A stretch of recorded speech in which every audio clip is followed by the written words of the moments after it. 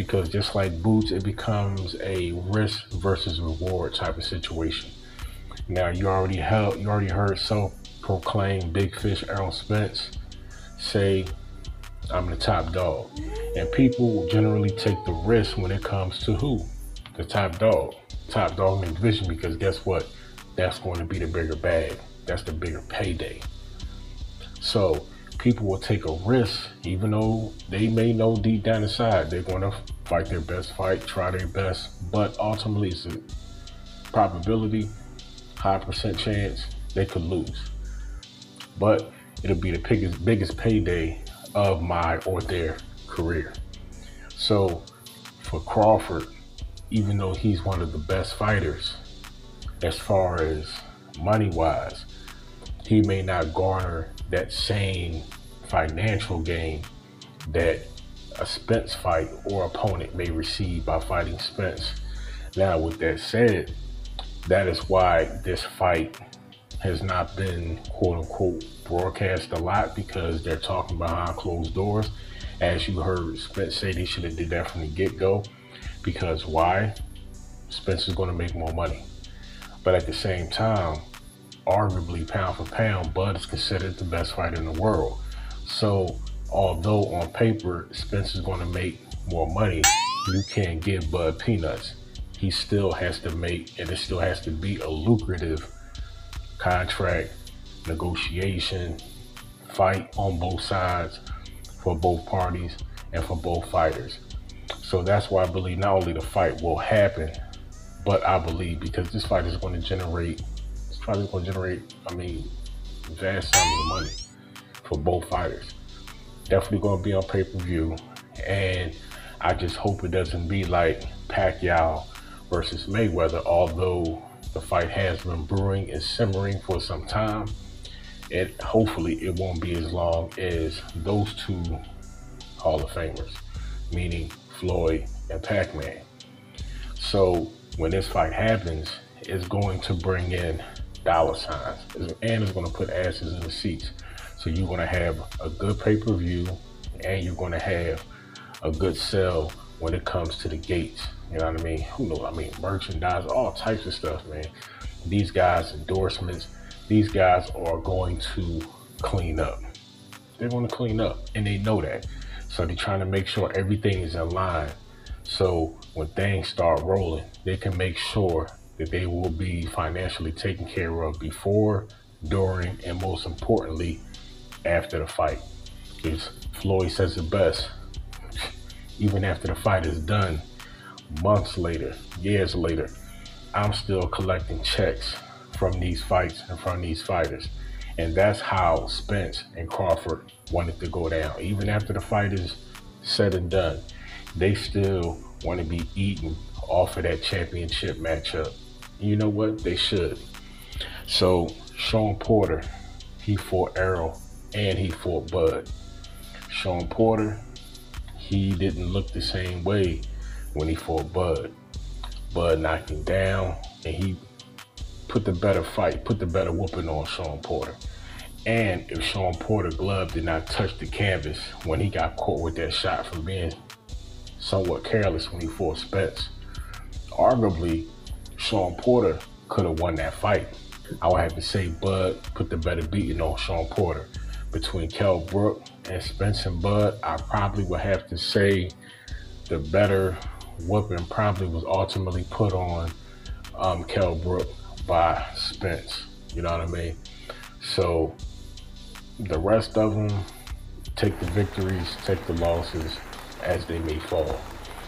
But Errol Spence Jr., undefeated, 28-0, 22 knockouts. Current titles held: the WBA, the IBF, and the coveted WBC welterweight championship titles. Age 32, southpaw stance. His height 5'9.5". Reach 72. Now he's just a bit taller than Bud Crawford, and a fantastic jab that we know that Errol Spence has. Guess what? Bud has the longer reach between the two. So if Bud could take away Spence's, or one of Spence's most deadliest weapons, that in itself is going to take and change the narrative of the fight. If he could take away Spence's jab because he has a longer and more effective jab, then that's leaving the body shots. And guess what? You get caught with something. Because why? If he takes away the jab, it's going to force Spence to fight on the inside. And he's effective at doing that, even though his opponents generally know once he goes down to the body, and he likes to break people down to the body, they still fall in that trap. Bud has a high IQ. I don't see him falling into that same trap. Can he get caught with a body shot? Of course, this is boxing. Everybody gets hit. But just like my uncle told me once upon a time, you pick and choose what you get hit by. You don't want to get hit by something or with something that can hurt you, debilitate you, or more importantly, immobilize you in the fight. That is the difference, I believe, between Bud and the way that he will approach defensively staving off Errol Spence's body attack. Now, Errol Spence's last few fights, Ugas destroyed him. But Ugas did have spots where he shined, like when he knocked Spence's mouthpiece out, and he caught Errol Spence. And Errol Spence, he stumbled to the ropes. I knew at that point that was Ugas's opportunity to not only capitalize, but possibly win or get the fight stopped. But he did not close in. When you smell blood, you're supposed to attack. He didn't possess that killer instinct. Bud does possess that killer instinct. He's a great finisher. So switch sides for a moment. If Bud catches Errol Spence with a shot like that, Errol Spence having to stagger to the ropes, he's a bit discombobulated. Don't look for Terence Crawford to sit there and to see if you're going to bounce back like Ugas did. Look for Terence Crawford to swoop in like an eagle, snagging a trout out the river. You know what I mean? He's gonna swarm on Errol, and he's gonna tee off on him. And Bud, he's a very good puncher, picks his shots very well, especially when he gets a guy hurt. Prime example, you look at what he did to Gamboa when he got Gamboa hurt. You know what I mean? His shot selection was beautiful, pinpoint perfect. Was catching Gamboa, slipping, counter, man, beautiful. Go back and watch the fight. Danny Garcia, disappointed in that fight. Danny Garcia, when he fought Errol Spence, when Danny Garcia was ringside and he seen the contact that Sean Porter was landing on Errol Spence, he said, you know what, damn, you're like I got more power than Sean, and he getting caught with that. Imagine when I hit him. Guess what? All that talking, Spence gave him the shot.